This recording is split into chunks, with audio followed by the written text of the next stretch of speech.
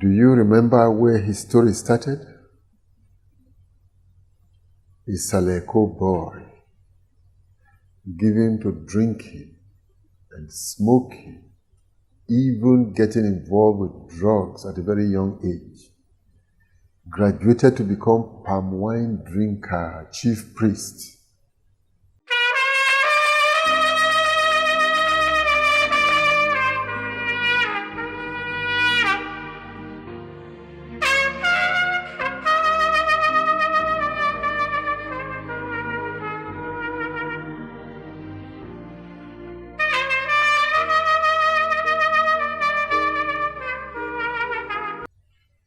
My friends, as I am rounding up my stories, I just want to let you know that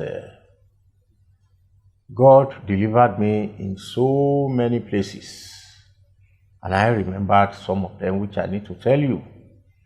My first encounter was in 1994, right inside Abuja here.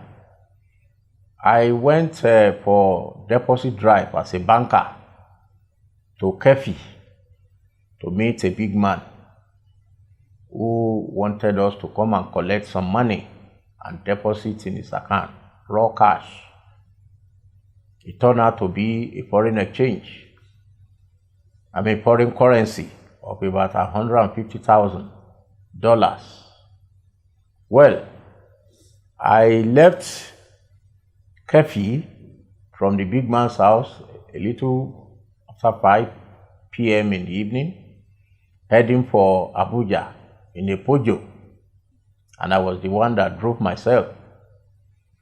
I just sensed it by God's leading that this car that was, if I branch, it will branch, and so on and so forth. It was trailing me. So I got to know that they were about to cause an havoc. Therefore, I built up very well and started the race. I must have been making between 120, 130, 140. In fact, at some point, they were about to catch up with me. But the Spirit of God that was driving the car would just do as if I want to bang them. And finally, at one point, they went into the bush, came back, and still started pursuing me. It was when we got to the last checking point before we enter all those massacre one-man village that they stopped and they turned back. That was a very, very close encounter with armed robbers. The second one that I quickly remembered was my very first accident. Since I have been driving a vehicle as far back as 1973 in Lagos, I'd never had an accident. But I even forgot the year. We were coming from my village in Kwara State with my wife, with one of our cars, an Honda car, bought not quite 6 months. After Okene, we just suddenly saw a dog came in front of our car from nowhere. My wife said, "See a dog." I said, "See a dog." And it was doing as if it was leading us, not knowing that it was leading us to have an head-on collision with a trailer. It just swapped either to the right or left, and we were to make an head-on collision with that trailer. But the invisible hand of God swapped our car towards the left so that there was one small oncoming vehicle from Lokoja, and that car ran into us. So instead of head-on collision with the trailer, we had an head-on collision with the small car, and our own car was bigger than his. However, both my wife and myself, no one was hurt, and the car was towed to Lokoja, after which it was repaired.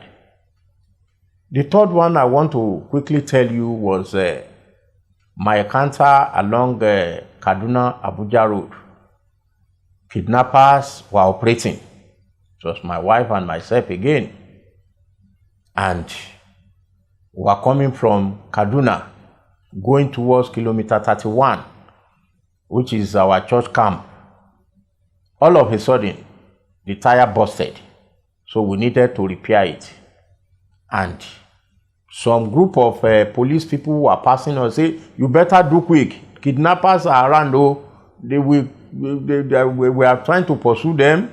We hope they will not come from the back and catch you people. Anyway, we got to know that it was God that delayed us.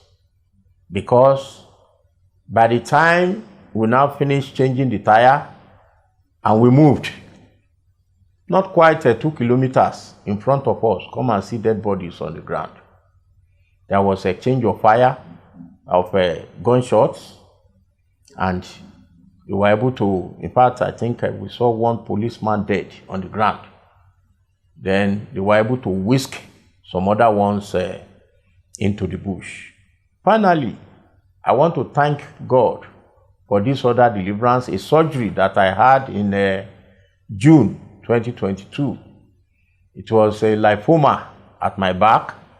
They said it has grown so big that, in fact, they needed to take it off. By the time I went through all the processes, on June 22, year 2022, I went through a surgery of about 2 hours. I've never gone through surgery before. But I thank God that as I went into the theater, almost dead, I want to thank God that I came out alive and Jesus has healed me. I need to tell you all this, that it's an all-round salvation and all-round deliverance. Thank you very much, and God bless you. People, at this point, all I can say is to give glory to God for the life of Mr. Matthew Afolabi. Do you remember where his story started? A Saleko boy, given to drinking and smoking, even getting involved with drugs at a very young age, graduated to become palm wine drinker, chief priest. Then the night life, the dangers upon danger, upon danger, upon danger. After that, fell into the hands of false prophets, went to bury the stump of a banana tree at 1 o'clock in the middle of a forest. What madness!